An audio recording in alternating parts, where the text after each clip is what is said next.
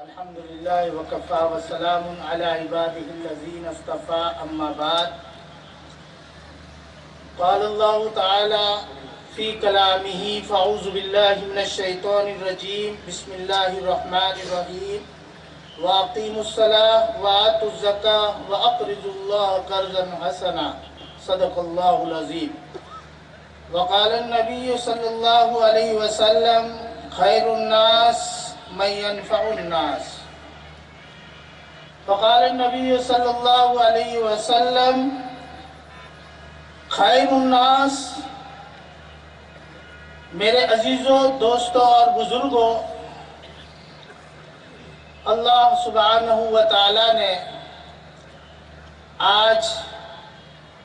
ہمیں جس جگہ پر جمع کیا ہے اور جس مقصد کے لیے جمع کیا ہے، یہ بہت ہی عظیم مقصد ہے. دین اسلام ایک ضابطۂ حیات اور ایک مضبوط طریقہ زندگی گزارنے کا جو اللہ سبحانہ و تعالیٰ نے ہمیں دین کی شکل میں عطا فرمایا ہے،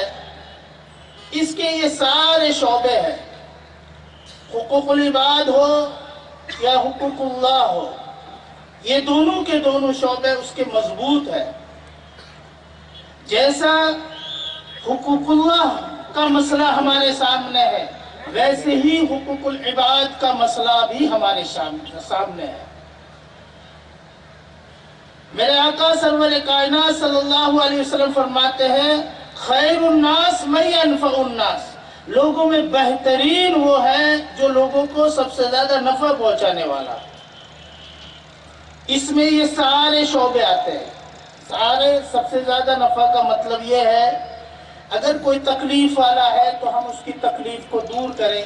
کوئی بیمار ہے تو اس کی بیماری میں کچھ مددروپ بنے تاکہ وہ شفا یاب ہو. کوئی یتیم ہے تو اس کے تعلیم کا اور اس کے دوسری چیزوں کا خیال رکھ کے اس کو ملک و ملت کا ایک اچھا شہری بن سکے اور ایک اچھی طریقے سے خدا کا بندہ بن سکے، اس کی ہم فکر کریں. اسی طریقے سے دنیا میں جتنے بھی شعبے ہیں ان سارے شعبوں میں گویا کہ دین اسلام کا یہ حکم ہے کہ ہم اس سارے شعبوں میں کام کریں. تو یہ اللہ سبحانہ و تعالیٰ کے احکامات کے حساب سے کہ جس طریقے سے حقوق اللہ کا مسئلہ ہے ویسے ہی حقوق العباد کا مسئلہ ہے. اب یہ حقوق العباد کا مسئلہ میرے عزیزوں، دوستوں، بزرگوں جو ہے وہ اگر دیکھا جائے تو یہ صرف مذہب اسلام کے ساتھ اس کا تعلق نہیں. یہ یوں سمجھیے کہ آپ صلی اللہ علیہ وسلم کے دور سے پہلے بھی اور اسی طریقے سے بلا کسی تفریق مذہب ہر قوم و ملت میں یہ خدمت خلق کا مسئلہ پایا جاتا ہے. یعنی خدمت خلق گویا کہ ایک تصور ان کے قوموں میں ہر قوم میں موجود ہے. جیسے پہلے زمانے میں پانی کی سبیلیں بنایا کرتے تھے، اسی طریقے سے مسافر خانے بنایا کرتے تھے، اسی طریقے سے جو ہے جگہ جگہ یتیم خانے بن جاتے تھے، اسی طریقے سے جو ہے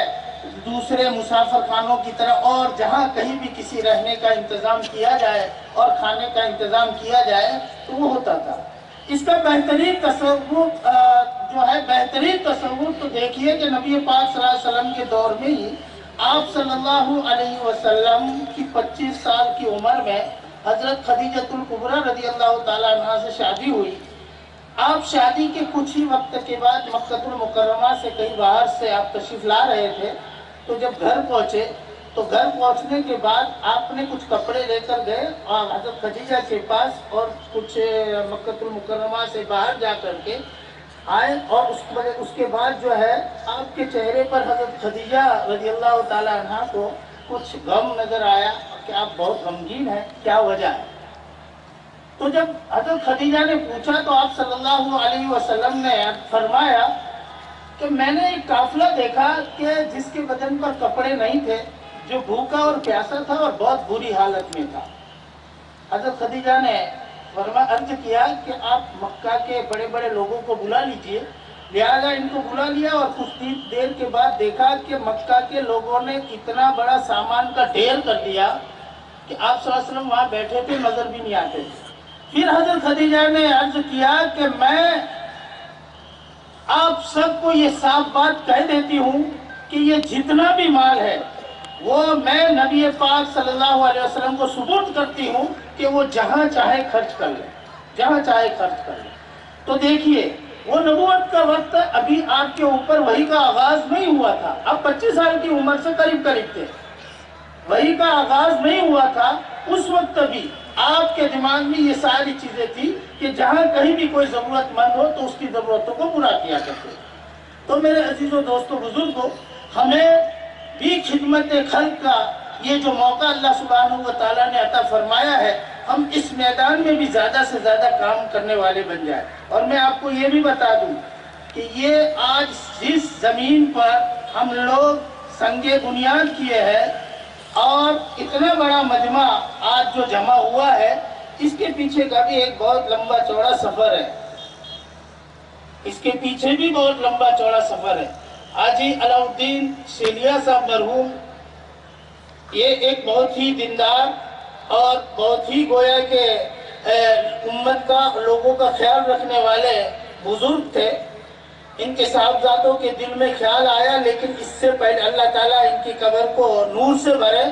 اور جو ہے اللہ تعالیٰ ان کی مغفرت فرمائے حاجی صاحب کی، اور ان کی اولاد کو بھی جو ہے اللہ تعالیٰ ہر حساب سے جو ہے نعم البدل بھی عطا فرمائے، اور جو ہے ان کو جو ہے ان کے مال میں اور ان کی عمر میں برکت عطا فرمائے، ان سب کو تندرستی عطا فرمائے۔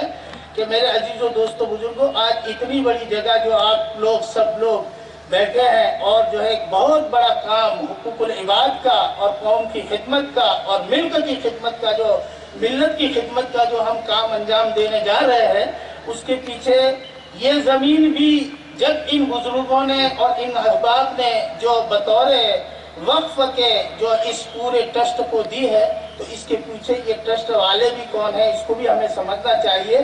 کہ یہ ہمارے مصطفیٰ بھائی اور اسی طریقے سے جو ہے جاوید بھائی پٹیل، ہارون بھائی، رسول بھائی کیٹ، عارف بھائی، اسی طرح احمد بھائی، غفور کاکا، مصطفیٰ بھائی، اور اسی طرح مولانا اکبر صاحب، مولانا حنیف صاحب، اور اسی طریقے سے اشرف بھائی، اور یہ جتنے بھی لوگ، اسی طرح غفور کاکا ودانی والے،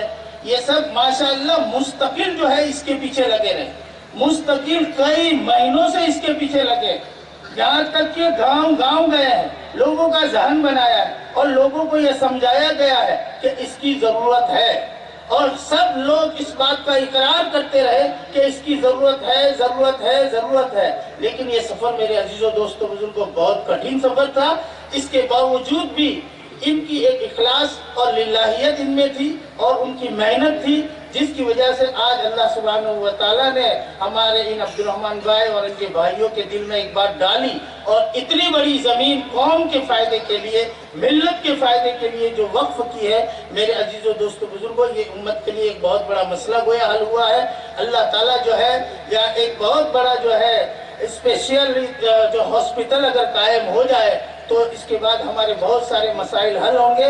اور صرف یہ دواخانے کا اور ہاسپٹل کا مسئلہ حل نہیں ہوگا، بلکہ یہ ہماری پوری برادری کا پلیٹ فارم ہوگا، اور اس پلیٹ فارم سے انشاءاللہ تعالی عصری علوم کے لیے بھی اور دینی علوم کے لیے بھی یہاں بہت کچھ ہو سکتا ہے۔ جب ہاسپٹل ہوگا کہ بھئی اتنے بیڈ کی ہاسپٹل، تو اس کے لیے فلاں MBBS کالج یا BHMS یا BAMS یا یہ کہ فلاں کالج کو ہم منظوری لے سکتے ہیں، تو یہ سارے مسائل جب یہاں حل ہونے لگیں گے تو ایک ایک مسئلہ انشاءاللہ تعالی ہمارا حل ہوگا، اور جو ہے یہ قوم کے لیے فلاح اور بہبودی کا کام ہوگا اور قوم آگے بڑھے گی۔ اس لیے میرے عزیزوں دوستوں بزرگوں، خدمت خلق کے شعبے کو اجاگر کرنے کے لیے ہم جو ہے سب بیدار ہو جائیں، اور آئندہ انشاءاللہ تعالی جو ہے اس کام کو ہم مضبوطی کے ساتھ کریں گے، اور اس پوری ٹیم کا